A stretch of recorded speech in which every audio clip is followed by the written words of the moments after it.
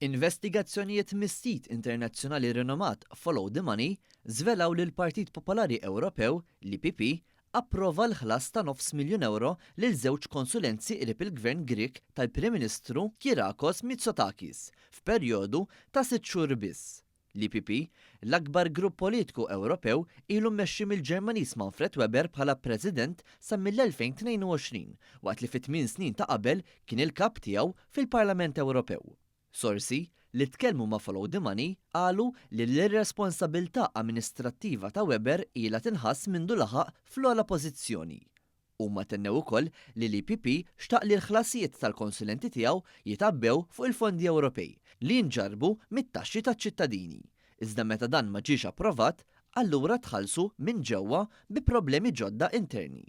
L-investigazzjoni sabet li wara li Weber laħħaq lil Grieg Thanasis Bakolas bħala segretarju ġenerali tiegħu dan ingaġġa żewġ kumpaniji li jaħdmu persuna waħda kull wieħed fid-Dipartiment tal-Komunikazzjoni.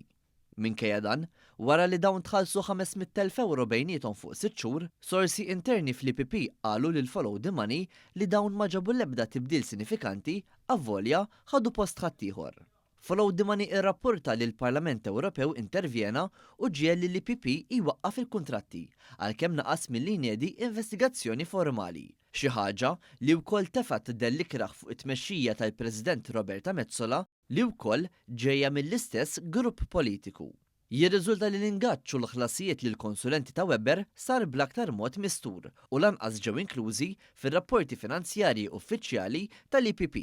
Ir-rapportaġġ internazzjonali jisħaq li n-nuqqas ta' governanza tajba ta' Weber u l-istess stil li l-ħabib tal-Partit Nazzjonalista ilu jmexxi bih. Kif irrappurtat fil-Gazzetta Nazzjonalista In-Nazzjon l-erba', Weber ukoll awgura lil Alex Borg kull suċċess għall-elezzjoni ġenerali li jmiss f'pajjiżna fit-30 ta' Mejju li ġej. Għax skontu, il-Partit Nazzjonalista jista' jagħti tmexxija b'saħħitha u responsabbli